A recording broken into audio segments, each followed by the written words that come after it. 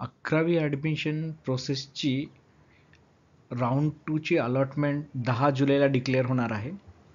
तर ते अलॉटमेंट कशी चेक करायची आणि राऊंड 2 ची ॲडमिशन प्रोसेस कशी आहे त्याबद्दल आता आपण डिस्कस करणार आहोत. सर्वप्रथम तुम्हाला लॉग इन करायचं आहे. लॉग इन केल्यानंतर तुम्हाला नेक्स्ट पेजला तुमचे क्रेडेन्शियल टाकायचे आहेत, लॉग इन ID, पासवर्ड आणि कॅप्चा. लॉग इन या बटनावर क्लिक करायचं आहे. त्यानंतर तुमच्या लॉग इनमध्ये चेक अलॉटमेंट स्टेटस हे एक लिंक लेफ्ट साईडला दिसेल, त्या लिंकवर तुम्हाला क्लिक करायचं आहे. Check allotment status. Check allotment status या लिंकवर क्लिक केल्यानंतर जर तुम्हाला कॉलेज अलाउड झाला असेल तर त्या कॉलेजची डिटेल्स तुम्हाला इथे दिसेल. ॲडमिशन शेड्यूल जो आहे तो 10 जुलै ते 12 जुलै तो पण दिसेल. त्यानंतर तुम्हाला प्रोसीड फॉर ॲडमिशन या बटनवर क्लिक करायचं जर तुम्हाला ॲडमिशन कन्फर्म करायचे असेल. परत रिपीट करतो, तुम्हाला जर ॲडमिशन कन्फर्म करायचे असेल तर प्रोसीड फॉर ॲडमिशन या बटनवर क्लिक करा. तुम्ही या बटनवर क्लिक केल्यानंतर कॉलेजच्या लॉग इनमध्ये तुमचं नाव ॲक्टिवेट होईल आणि तुम्हाला पुढे कॉलेजमध्ये जेव्हा जाल तेव्हा तुम्हाला ॲडमिशन कन्फर्मेशन कॉलेज करेल.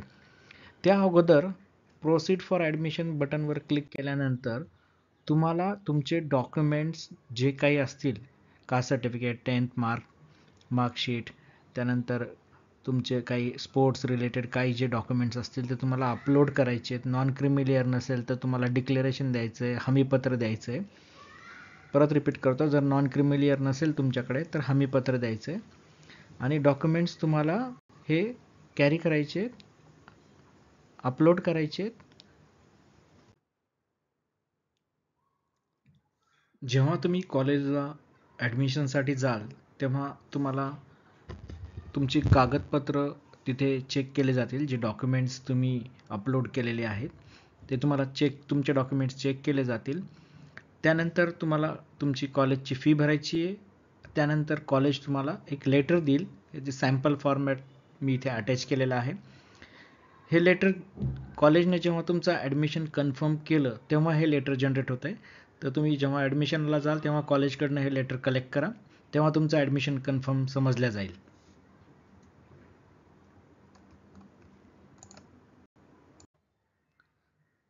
अलॉटमेंट ॲडमिशन समरी नावाची एक लिंक आहे. त्या लिंकवर क्लिक केल्यानंतर तुम्हाला आतापर्यंत कोणत्या कोणत्या कॉलेजला अलॉटमेंट झालेली आहे, 0 राऊंड, राऊंड 1, राऊंड 2ला याची डिटेल्स तुम्हाला बघायला मिळेल.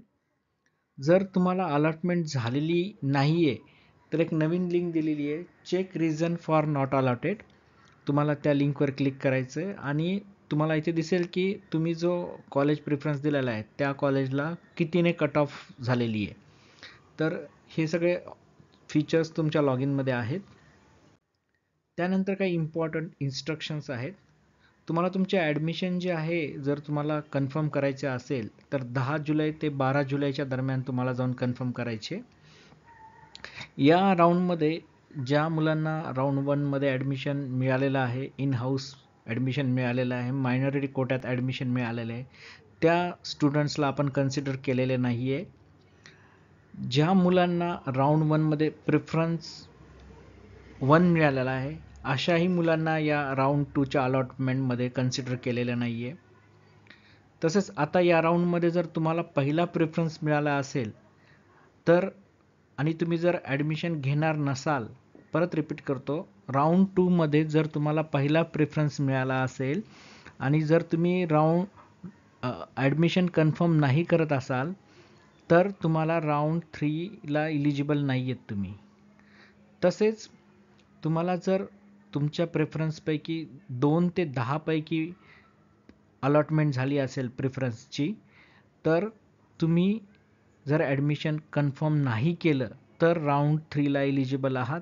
जर तुमचे ऑप्शन 2 to 10 मधले कॉलेजपैकी तुम्हाला एखादं कॉलेज अलाउड झालं असेल आणि ते कन्फर्म केलं असेल तर तुम्ही राऊंड 3ला इलिजिबल होणार नाही आहेत.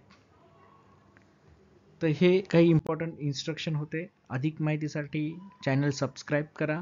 काही तुम्हाला क्वेरी असेल तर कमेंट करा. Thank you very much for watching this channel.